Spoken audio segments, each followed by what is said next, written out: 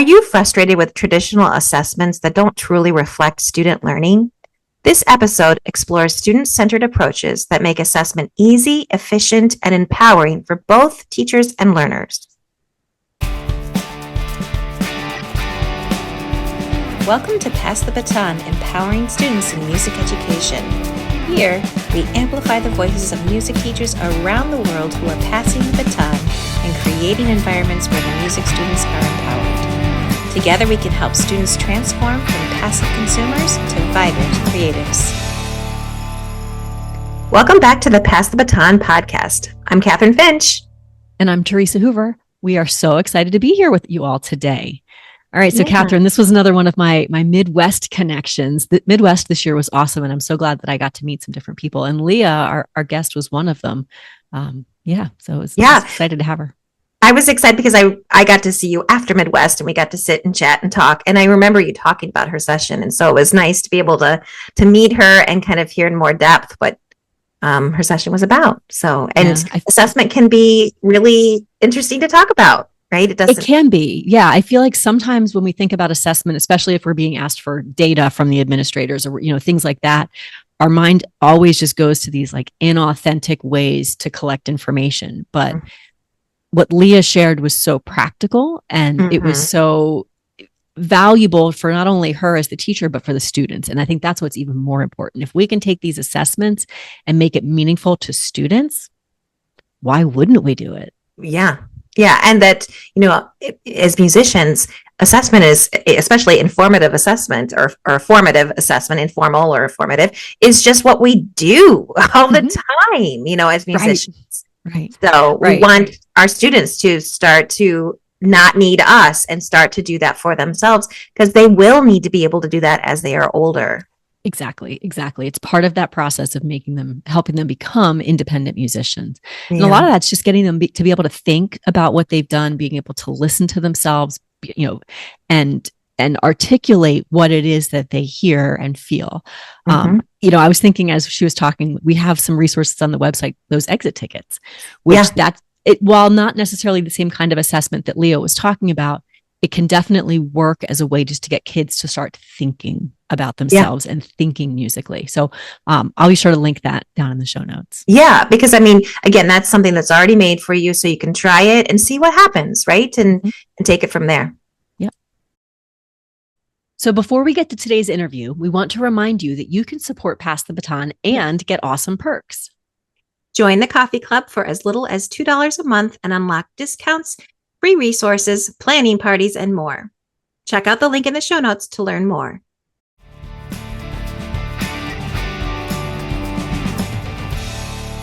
All right. Welcome back, everyone. We are super excited to be joined today by Leah Hanley. Leah, welcome. Thank you for being here.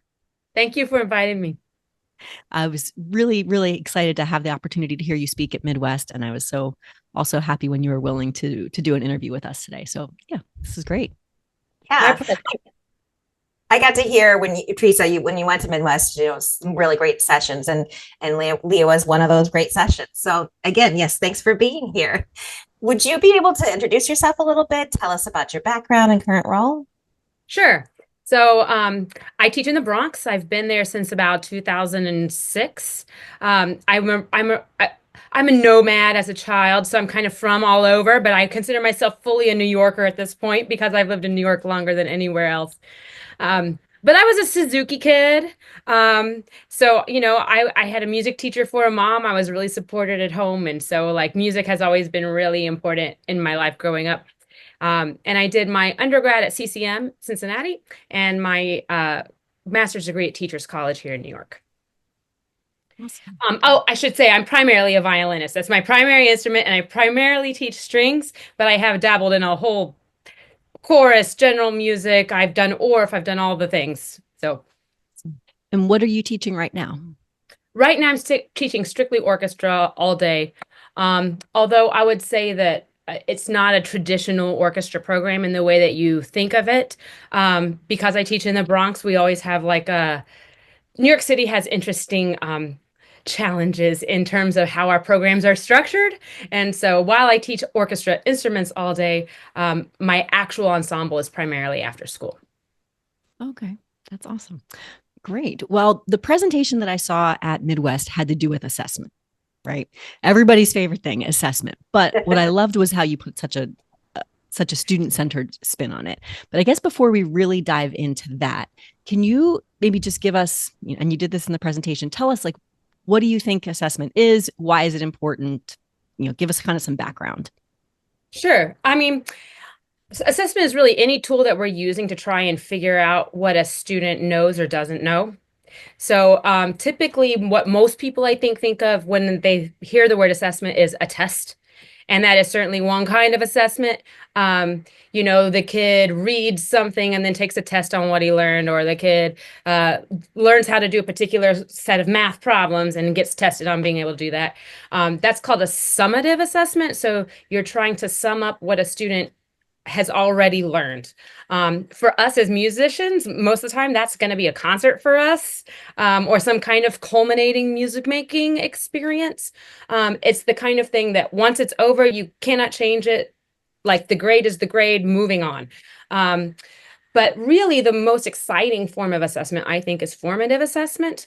Formative is anything that informs how we need to teach or how students need to learn. So you're trying to find what students know and where the gaps in understanding are, and then you're going to change what you're teaching next, or the student is going to change what they're going to do to learn in order to fill in those gaps.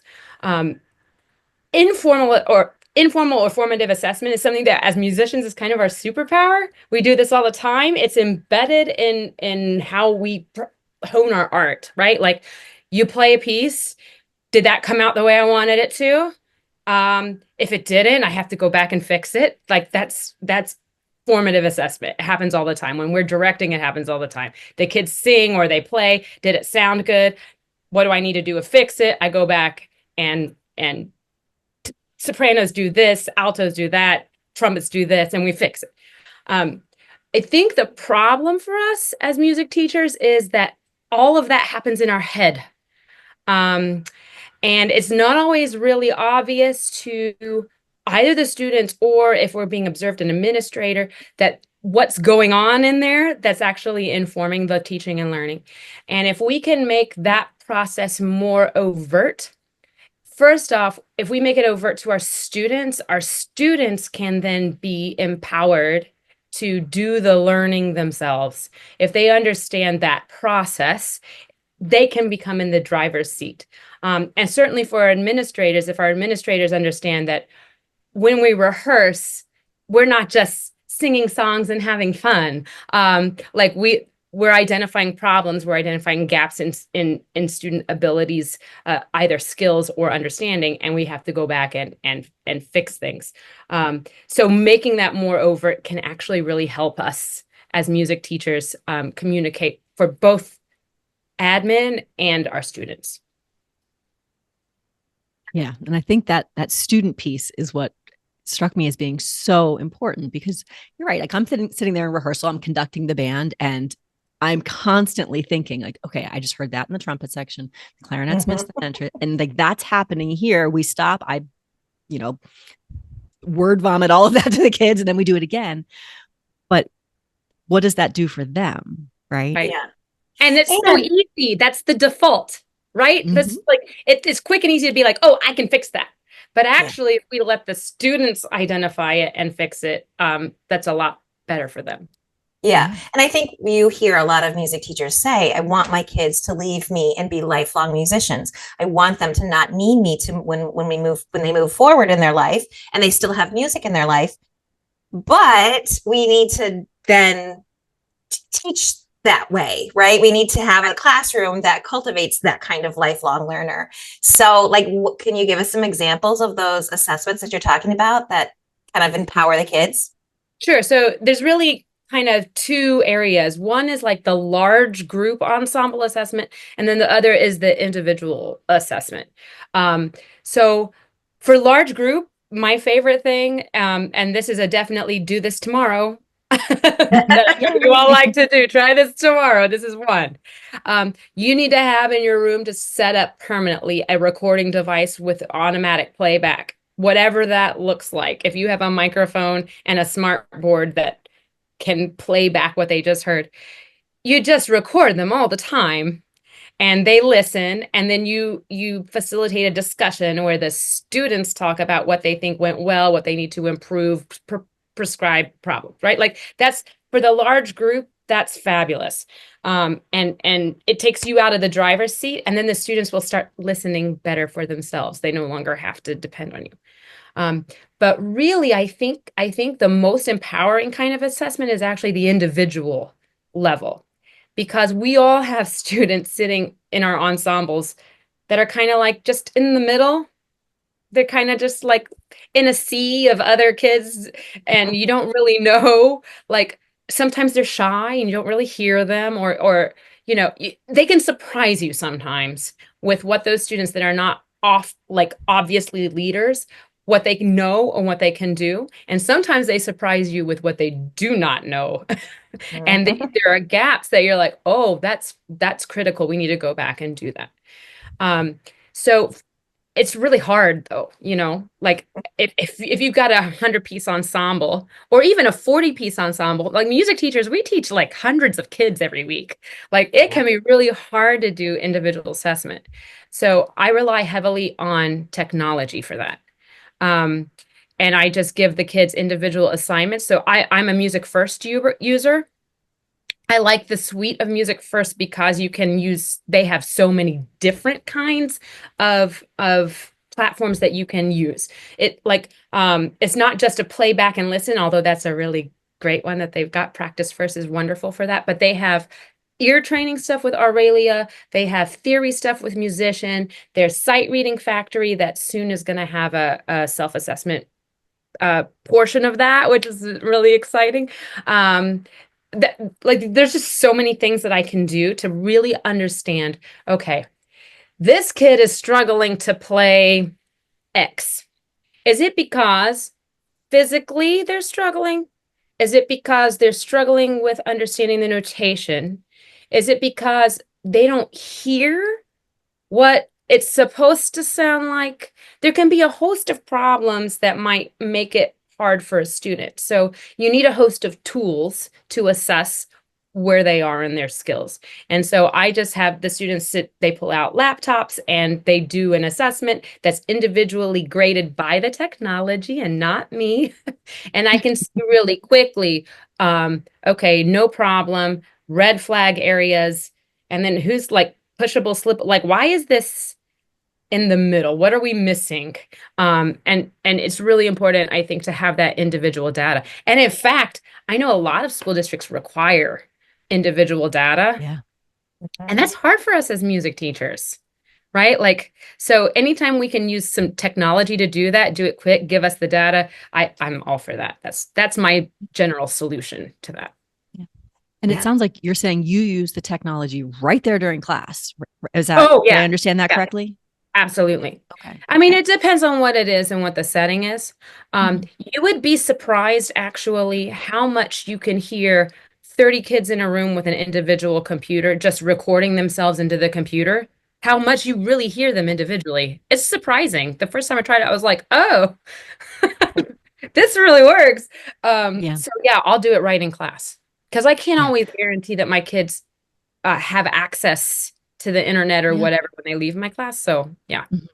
Yeah, no, I think that's a very common, question. We can't necessarily rely on them having access to the technology at home, but we can use it in class. I used to have my students just plop their iPads on the music stand in rehearsal, and we would do like a full run of a piece and they'd record themselves. And the same thing. I mean, it's not perfect, but they could hear themselves listening back so much better, than if it wasn't the case, or if they hadn't recorded, any of those things. And they can see too. They can see problems. Yeah. Oh yeah. Yeah. You can see whether, am I holding my instrument up, or, did I, all of those things. I think it's a great way to think about it. I think it's, I'm kind of where you are about how awesome it is for the students in the moment too. Like you're one teacher and 40 or 100 students, but sometimes they themselves are getting immediate feedback, all together at the same time. I had first graders come to my room and we used Seesaw and we were trying to decode some simple rhythm patterns. And I had Seesaw, they have a great drag and drop feature, and you can be in practice mode or it can be in assessment mode. But in practice mode, it tells the kid immediately if it's correct or not. So when we were doing the activity, I had them all doing that. I could walk around the room and see. And then afterwards, when they turned it in, I could even then go back and look. Oh, it took Theresa 3 tries for this one. Oh, Kathryn's getting really stuck on, or, Kathryn really didn't even know what to do. It really gave me, so next time I can check in with Kathryn. Yeah. And I think the kids were like, oh, I got it right. Like they're getting feedback, because sometimes with paper, it's like, they don't know. And then they never hear back from the assessment. And it's just this thing that happened to them. And right. So. And I think too, with paper, I mean, we rely a lot on paper assessments because that for individual, because how else do you do? Otherwise, you're sitting there for hours grading individual exam. Like it's a lot, but that's really an inauthentic way to understand if a student understands music or not, right? Like music isn't experienced on paper; it's experienced in sound. Yeah. And that just, you just put something else in my head. The importance of making sure these assessments are authentic. Yeah. And I think that can be a challenge sometimes that I've noticed when the administrators say, well, we want data. I'm like, well, what's the easiest way to get data? But it sounds like everything that you're describing is a pretty authentic experience. Would you agree? Yeah.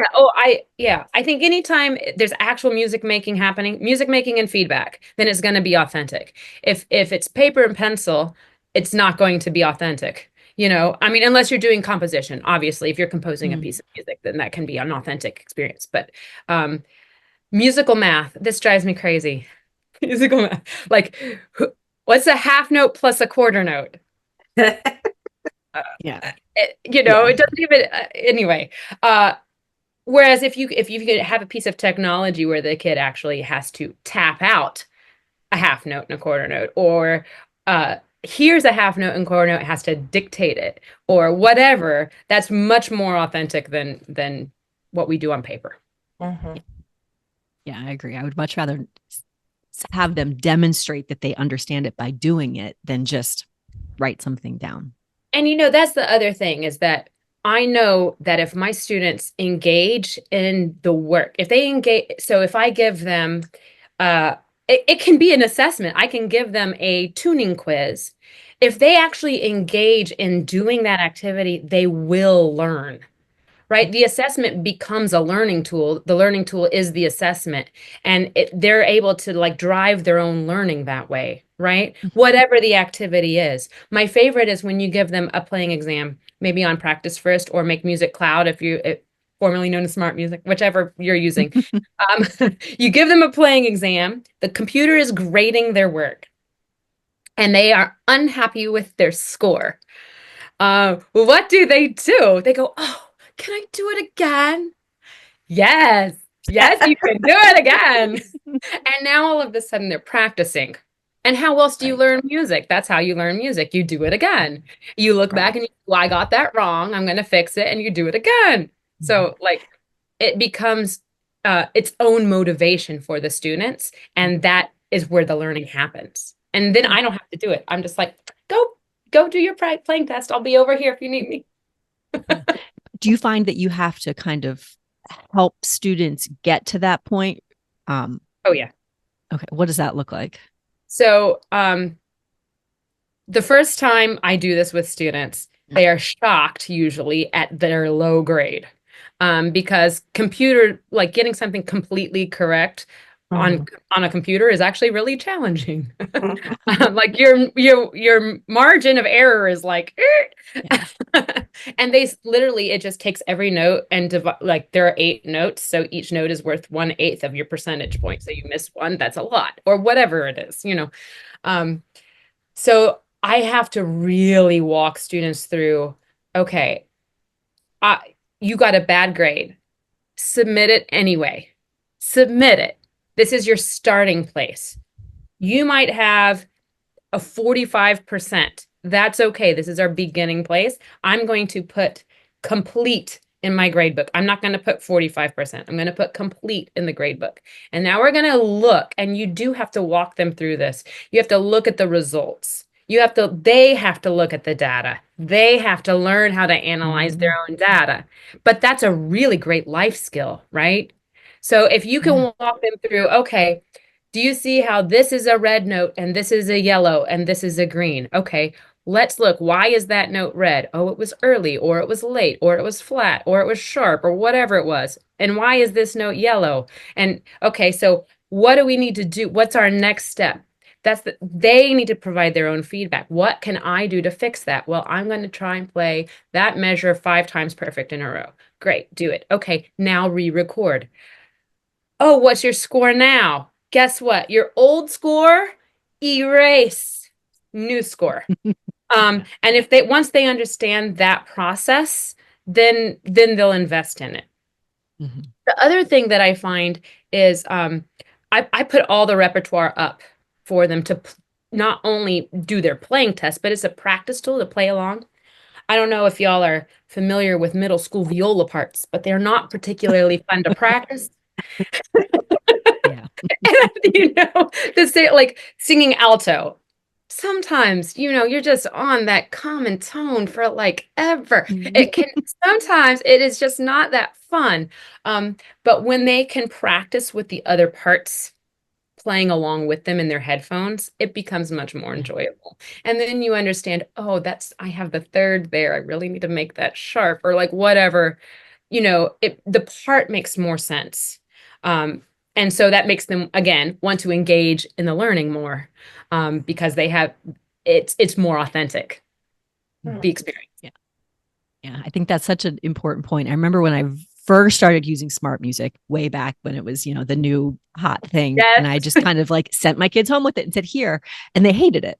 They absolutely hated it because I didn't do what you just described. I didn't like walk them through like, this is what we do. This is what, yeah. So I think it's really easy to just say, oh, well, we're doing the thing, but not actually help the students understand. And had I done that, they wouldn't have been as frustrated. They would have understood how to practice it. And then, the empowerment piece that you're talking about, that would come into play. Yeah, I think that's the challenge, because it's all up here for us. So it's hard for us sometimes to break that down and walk them through that process, but it's a critical piece. Yeah. And such a powerful thing for just learning in general, right? Like to be resilient and to persevere, like we're not all just going to pick up something and be perfect at it. No one is, right? That's just how we learn. And so it's a good life lesson. Like I think kids listen to music and just expect that they will then have that perfection. And it's like, nope, the person in that recording studio is probably did that a lot of times and had a filter or this or that, who knows, right? It's such a good learning lesson of just, we don't, we're in an instant gratification world. That's just not how it usually happens when you're learning something. And that's kind of the fun of it too. Right. So that's where that whole process of we're in rehearsal and we just record and we listen back and we just do that every day. And it becomes just part. And what else is funny to me? Students are so involved in the making of the music that oftentimes they're not listening at all in the moment. They're completely unaware of what they sound like in the moment. Like, I don't know if you find that, but they're like so busy, like doing whatever, what they're so wrapped up in that they're not listening. And there was this one occasion, this was just last year, was with my Saturday Salute to Music orchestra. Bronx wise, so kids from all over the Bronx, and they're like coming on a Saturday, we're like doing the thing, and they're really invested. And we were just doing warm-ups. It was a scale, and I was like, what? And so I just hit record, and I said, do it again. And then I played it back to them, and they were like, oh my God, we sound that bad? But yes, you did. What's wrong with this? Let's come up with some solutions. And then they were able to fix it. I didn't fix it. They were like, oh, they fixed it. We re-recorded. They're like, okay, much better. And that's, again, that empowerment piece, right? Like sometimes you're just unaware. Right. Well, because we're asking them to take these things and manipulate and blow and with their hands and like all of that. Their little brains they doesn't always think to listen.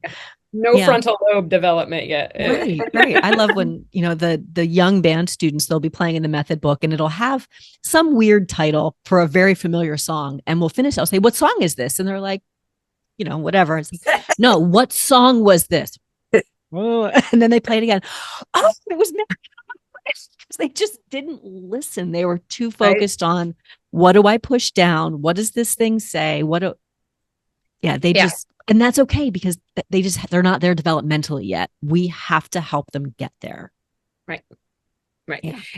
And like you said earlier, Kathryn, once they learn how to do that, what they're learning is how to learn. They're learning to learn, and then they can learn anything outside of music, anything they want. And it's okay then. I think then they start to see it's okay to make the mistakes. It's natural to be like here and then gradually get to here. And that's, in anything you do, and can be the fun of learning. So Beyonce didn't come out of the womb singing. No. Nope. There's a lot of practice and a lot of work. all of that. Yep. So, I'm thinking about, I want to go back to the practice first stuff just for a moment. I'm thinking in my head, okay, if somebody doesn't have that technology, maybe they just have devices, but they're not able to do the subscriptions. I feel like some of the stuff you're describing is still very possible, though. Would you agree? 100%. Yes. Okay. So when you record yourself just on video on a phone and you listen back, that is what we're talking about. That can be incredibly powerful. What the software gives you is it automatically tells you what you did incorrectly. So, and it gives you a percentage, it gives me, the teacher, a percentage grade. So that just takes out a lot of work and heavy lift for me, but that doesn't mean that you have to do it that way. I would say for my students, when we're doing video recordings that are not assessed by software, I give them some sort of rubric or checklist or some tool that they can use to do either a self or a peer assessment. Nice. So they usually need guidance, right? Software will give you the guidance automatically, but it's also really valuable for them to be able to do that, process that themselves.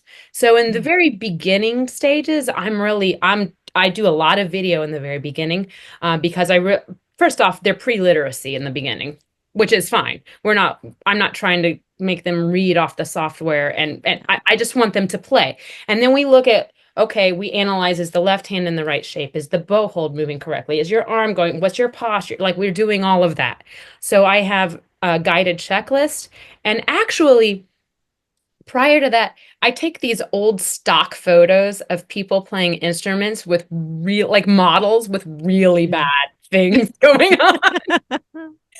And we put them on the smart board, and I let the students practice the language of constructive criticism. So we make fun of it, and then we say, how would you feel if somebody said that way to you? So how can we say this same thing in positive language? So we practice that first, and then they do their own, and they have a checklist, and then they do each other, right? So and that can happen live, or it can happen with a video. So we do it both ways. One partner sits while the other one plays, and the partner uses the checklist and then gives them their criticism. And of course, they have to say something good before they say something that needs improvement. And we only pick one thing to improve on at a time. We go through all that. So in the beginning, it's really just about posture and all that kind of stuff. And then we gradually move into, okay, now we're looking for note and rhythm accuracy. Pitch and rhythm, I should say, accuracy. And did they do it correctly? Did it sound good? And we have a whole series of criteria around that. And then we move into dynamics, musicality, articulation, expression. So, those tools get more and more complex as the students get older. And I have some that they are using for themselves, and some they're using for a peer, and some they're using when they listen to the group as a whole. And gradually they don't need it anymore. We can just have a discussion. And what's wonderful is, at some point, I don't know, the kids walk in, they're getting ready, they're talking, they're in the background, I'm not teaching, and I start to hear these little conversations happening naturally amongst the students where they're like, well, gee, you'd sound better if you didn't have that pancake hand. What's that? And, like they start like doing it just automatically. It becomes part of the culture of the room. And again, they feel like I can go help my friend. And that's very empowering. Yeah. Not just for yourself, but when you can help somebody else. Yeah. Well, and that just means they're taking it outside of the classroom with them. Yeah, I would imagine if they're having that conversation without you needing to prompt anything, then that's something that's already in their heads. Again, that's the goal, in my opinion, is that they don't need us to make music. That can be part of their lives. Yes. Put me out of a job, please. Exactly.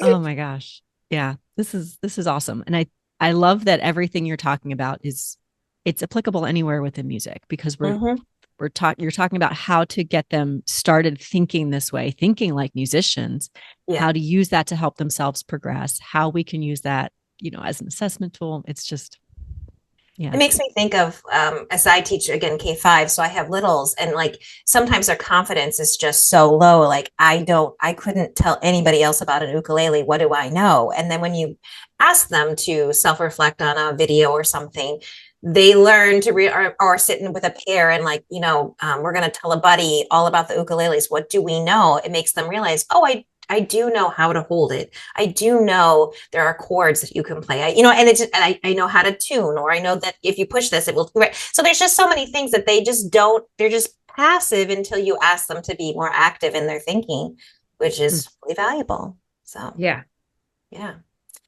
Well, you have been really good at already sneaking in some things to try tomorrow, which we really appreciate. But in our book writing, when we were writing Pass the Baton, that was a section we thought was really important, is just to give people practical tips to try tomorrow to get started, because it feels like such a big task.